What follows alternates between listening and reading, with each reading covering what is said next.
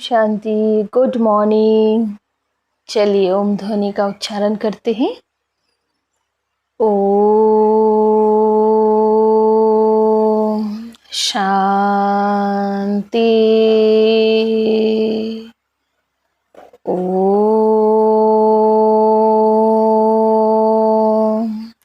शांति।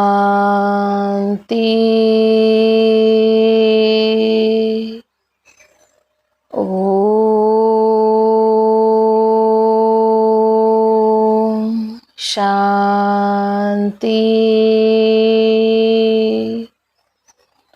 ओम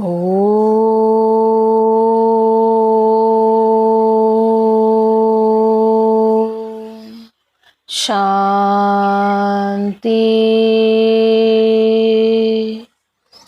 ओम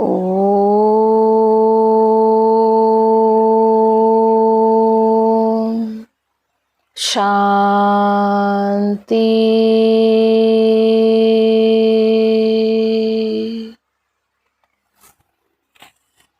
ओम शांति।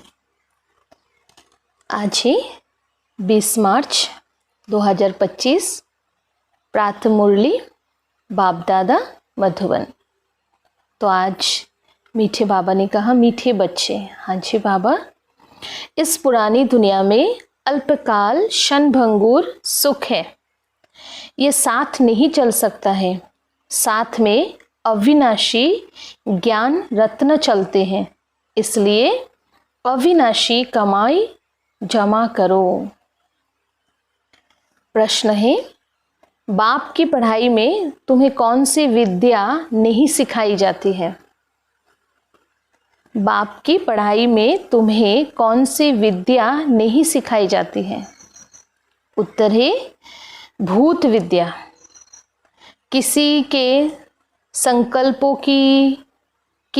संकल्पों को रीड करना, ये भूत विद्या है। तुम्हें ये विद्या नहीं सिखाई जाती है। बाबा कोई थॉट रीडर नहीं है, वो जानी जननहार अर्थात नॉलेजफुल है। बाप आते हैं तुम्हें रूहानी पढ़ाई पढ़ाने, जिस पढ़ाई से तुम्हें 21 जन्मों के लिए विश्व की राजाई मिलती है। ओम शांति। भारत में भारतवासी गाते हैं, आत्मा और परमात्मा अलग रहे बहुकाल। अब बच्चे जानते हैं, हम आत्माओं का बाप परम पिता परमात्मा हमको राजयोग सिखा रहे हैं, अपना परिचय दे रहे हैं और सृष्टि के आदि मध्य अंत का भी परिचय दे रहे हैं। कोई तो पक्के निश्चय बुद्धि है, कोई कम समझते हैं, नंबरवार तो है ना। बच्चे जानते हैं हम जीव आत्माएं परम पिता परमात्मा के सन्मुख बैठे हैं। गाया जाता है, आत्मा परमात्मा अलग रहे बहुकाल। अब मूल वतन में जब आत्माएं हैं तो अलग होने की बात ही नहीं उठती है। यहाँ आने से जब जीव आत्मा बनते हैं तो परमात्मा बाप से सभी आत्माएं अलग होती हैं। परम पिता परमात्मा से अलग होकर यहाँ पाठ बजाने आते हैं। आगे तो बिगर अर्थ ऐसे ही गाते थे, अभी तो बाबा बैठ समझाते हैं। बच्चे जानते हैं परम पिता परमात्मा से हम अलग हो यहाँ पाठ बजाने आते हैं। ये तो हम सभी जानते हैं। हम आत्माएं बाबा से अलग हो गए, 5000 वर्ष हो गया पाठ बजा रहे, अब तो हमें घर जाना है। तुम ही पहले पहले बिछड़े हुए हो तो शिव बाबा भी पहले पहले तुमसे ही मिलते हैं। तुम्हारी खातिर बाबा को आना पड़ता है। कल पहले भी इन बच्चों को ही पढ़ाया था जो फिर स्वर्ग के मालिक बने। उस समय और कोई खंड नहीं था। बच्चे जानते हैं हम आदि सनातन देवी देवता धर्म के थे, जिसको डीटी रिलीजन, डीटी डायनेस्टी भी कहते हैं।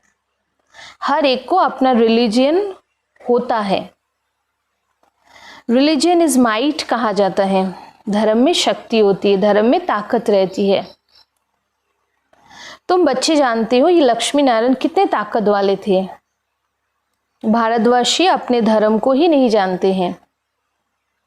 किसी की भी बुद्धि में नहीं आता बरोबर भारत में इनका ही धर्म था। धर्म को न जानने के कारण इरिलीजियस बन जाते हैं। रिलीजन में आने से तुम्हारे में कितनी ताकत रहती है। तुम आयरन एजेड पहाड़ को उठाए गोल्डन एजेड बना देते हो, भारत को सोने का पहाड़ बना देते हो। वहां तो खानियों में ढेर सोना भरा रहता है। सतयुग में जब जाएंगे तब सोने के पहाड़ होंगे जो फिर वो खुलेंगे। सोने को गलाकर उनकी ईंटें बनाई जाती हैं। मकान तो बड़ी ईंटों का ही बनाएंगे ना। माया मच्छंदर का खेल भी दिखाते हैं ना। वो सब है कहानियां। बाबा कहते इन सब का सार मैं तुम्हें सुनाता हूँ। दिखाते हैं ध्यान में देखा, हम झोली भरकर ले जाते हैं, ध्यान से नीचे उतरा तो कुछ नहीं रहा। जैसे तुम्हारा भी होता है। इसको कहा ही जाता है दिव्य दृष्टि। बाबा ने कहा इसमें कुछ भी रखा नहीं है। नौदा भक्ति बहुत करते हैं, वो भक्त माला ही अलग है और ये ज्ञान माला अलग है। रुद्र माला और विष्णु की माला है ना, वो फिर है भक्ति की माला। अभी तुम पढ़ रहे हो राजाई के लिए। तुम्हारा बुद्धि योग है टीचर के साथ और राजाई के साथ। जैसे कॉलेज में पढ़ते हैं तो बुद्धि योग टीचर के साथ रहता है। बैरिस्टर खुद पढ़ाकर आप समान बनाते हैं। ये बाबा खुद तो बनते नहीं है। ये वंडर है यहाँ। तुम्हारी यह है रूहानी पढ़ाई। तुम्हारा बुद्धि योग शिव बाबा के साथ है। उनको ही नॉलेजफुल ज्ञान का सागर कहा जाता है। जानी जननहार का ये मतलब नहीं है कि वो सबके दिलों को बैठ जानेगा कि इनके अंदर क्या चल रहा है। ठीक है ना। जानी जननहार मतलब ये नहीं है। बाबा सृष्टि के आदि मध्य अंत के बारे में जानते हैं, सबकी दिलों की बात नहीं जानते हैं। वो जो थॉट रीडर होते हैं वो सब सुनाते हैं। उनको भूत विद्या कहा जाता है। यहाँ तो बाबा पढ़ाते हैं मनुष्य से देवता बनाने। गायन भी है ना, मनुष्य से देवता किए करत न लागी बार। अभी तुम बच्चे समझते हो, हम अभी ब्राह्मण बने हैं, फिर दूसरे जन्मों में देवता बनेंगे। आदि सनातन देवी देवता ही गाए जाते हैं। शास्त्र में तो ढेर कहानियां लिख दी है। ये तो बाबा डायरेक्ट बैठ पढ़ाते हैं। भगवानुवाच, भगवान ही ज्ञान का सागर है, सुखों का सागर है, शांति का सागर है। तुम बच्चों को वर्षा देते हैं।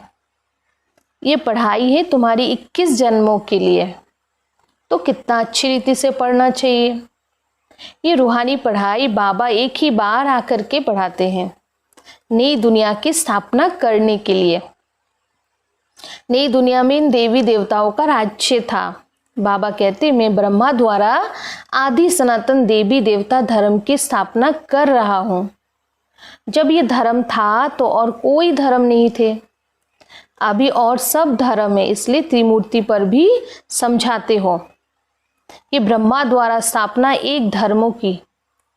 अभी वो धर्म तो है नहीं। बाबा ने कहा गाते भी है मैं निर्गुण हारे में कोई गुण नहीं, आपे ही तरस परोई।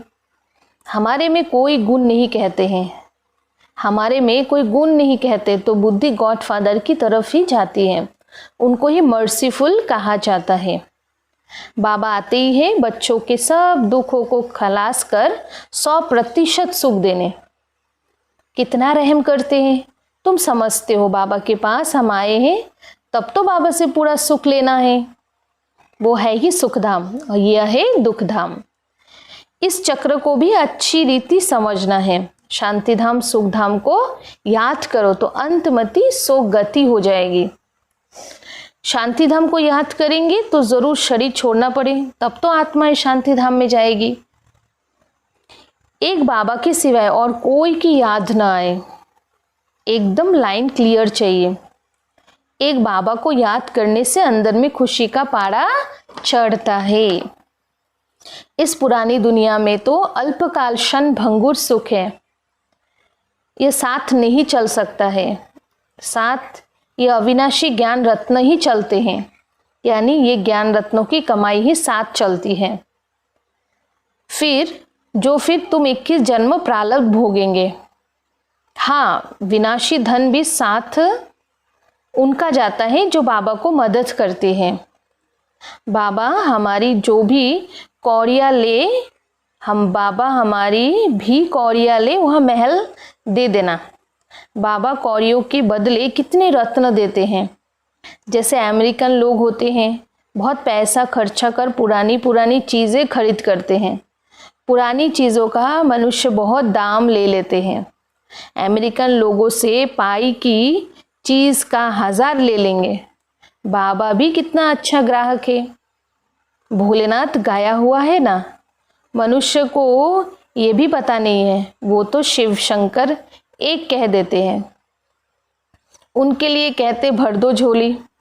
अब भी तुम बच्चे समझते हो, हमको ज्ञान रत्न मिलते हैं जिससे हमारी झोली भरती है। यह है बेहद का बाप। वो फिर शंकर के लिए कह देते हैं और फिर दिखाते हैं। धतूरा खाते थे, भांग पीते थे, क्या क्या बातें बैठ बनाई हैं। तुम बच्चे अभी सदगति के लिए पढ़ाई पढ़ रहे हो। ये पढ़ाई है ही बिल्कुल शांत में रहने की। ये बत्तियाँ आदि जो जलाते हैं, शो करते हैं, वो भी इसलिए कि मनुष्य आकर पूछे, आप शिव जयंती इतनी क्यों मनाते हो। शिव ही भारत को धनवान बनाते हैं ना। इन लक्ष्मी नारायण को स्वर्ग का मालिक किसने बनाया, ये तुम ही जानते हो। ये लक्ष्मी नारायण आगे जन्मों में कौन थे। ये आगे जन्मों में जगत अम्बा ज्ञानेश्वरी थी, जो फिर राजेश्वरी बनती है। अब पद किसका बड़ा, देखने में तो ये स्वर्ग के मालिक है। जगत अम्बा कहाँ की मालिक थी। इनके पास क्यों जाते हैं। ब्रह्मा को भी 100 भुजा वाला, 200 भुजा वाला, 1000 भुजा वाला दिखाते हैं ना। जितने बच्चे होते जाते हैं, भुजाएं भी बढ़ती जाती हैं। जगत अम्बा की भी लक्ष्मी से भी जास्ती भुजाएं दी है। उनके पास ही जाकर सब कुछ मांगते हैं, बहुत आशाएं ले जाते हैं। बच्चा चाहिए, ये चाहिए। लक्ष्मी के पास कभी ऐसी आशाएं नहीं ले जाएंगे। वो तो सिर्फ धनवान है। जगत अम्बा से तो स्वर्ग की बादशाही मिलती है। ये भी किसी को पता नहीं है जगत अम्बा से क्या मांगना चाहिए। ये तो पढ़ाई है ना। जगत अम्बा क्या पढ़ाती है, राजयोग। इसको कहा ही जाता है बुद्धि योग। तुम्हारी और सब तरफ से बुद्धि निकल एक बाप से लग जाती है। बुद्धि तो अनेक तरफ भागती है ना। अब बाबा कहते मेरे साथ बुद्धि योग लगाओ, नहीं तो विक्रम विनाश नहीं होंगे। इसलिए बाबा फोटो निकालने की भी मना करते हैं। ये तो इनकी देह है ना। बाबा खुद दलाल बन कहते हैं अभी तुम्हारा ये हथियाला कैंसिल है। काम चिता से उतर, अब ज्ञान चिता पर बैठो। काम चिता से उतरो, अपने को आत्मा समझ, मुझ बाबा को याद करो तो विक्रम विनाश होंगे और कोई मनुष्य ऐसे कह ना सके। मनुष्य को भगवान भी नहीं कहा जा सकता है। तुम बच्चे जानते हो बाबा ही पतित पावन है। वही आकर काम चिता से उतार ज्ञान चिता पर बिठाते हैं। वो है रूहानी बाप। वो इनमें बैठ कहते हैं तुम भी आत्मा हो, औरों को भी यही समझाते रहो। बाबा कहते मन मना भव। मन मना भव कहने से ही स्मृति आ जाएगी। इस पुरानी दुनिया का विनाश भी सामने खड़ा है। बाबा समझाते यह है महाभारत लड़ाई। कहेंगे लड़ाई तो विलायत में भी होती है, फिर इसको महाभारत लड़ाई क्यों कहते हैं। भारत में ही यज्ञ रचा हुआ है, इनसे ही विनाश ज्वाला निकली है। तुम्हारे लिए नई दुनिया चाहिए तो मीठे बच्चे पुरानी दुनिया का जरूर विनाश होना चाहिए। तो इस लड़ाई की जड़ यहाँ से निकलती है। इस रुद्र ज्ञान यज्ञ से महाभारी लड़ाई विनाश ज्वाला प्रज्वलित हुई। भल शास्त्र में लिखा हुआ है, परंतु किसने कहा है ये नहीं जानते हैं। अभी बाप समझा रहे हैं नई दुनिया के लिए। अभी तुम राजाई लेते हो, तुम देवी देवता बनते हो। तुम्हारे राज्य में और कोई भी होना नहीं चाहिए। डेविल वर्ल्ड विनाश होता है, ये आसुरी दुनिया का विनाश होता है। बुद्धि में याद रहना चाहिए, हम कल हमने राज्य किया था, बाबा ने राज्य दिया था, फिर 84 जन्म लेते आए, अभी फिर बाबा आया हुआ है। तुम बच्चों में ये तो ज्ञान है ना, बाबा ने ये ज्ञान दिया है। जब डीटी धर्म की स्थापना होती है तो बाकी सारे डेविल वर्ल्ड का विनाश हो जाता है। तो ये बाबा बैठ ब्रह्मा द्वारा सब बातें समझाते हैं। ब्रह्मा भी शिव का बच्चा है, विष्णु का भी राज समझाया है कि ब्रह्मा सो विष्णु, विष्णु सो ब्रह्मा बनता है। अभी तुम समझ गए हो, हम ब्राह्मण हैं, फिर देवता बनेंगे, फिर 84 जन्म लेंगे। ये नॉलेज देने वाला एक ही बाप है, तो फिर कोई मनुष्य से ये नॉलेज मिल कैसे सकती है? इसमें सारी बुद्धि की बात है। बाबा कहते हैं कि और सब तरफ से बुद्धियों तोड़ो, बुद्धि ही बिगड़ती है, मेन तो बुद्धि है ना। बाबा कहते मुझे याद करो तो विक्रम विनाश होंगे। गृहस्थ व्यवहार में भले रहो, एम ऑब्जेक्ट तो सामने खड़ी है। जानते हो हम पढ़कर ये बनेंगे, तुम्हारी पढ़ाई है ही संगम युग की। अभी तुम ना इस तरफ के हो ना उस तरफ के हो, तुम बाहर हो।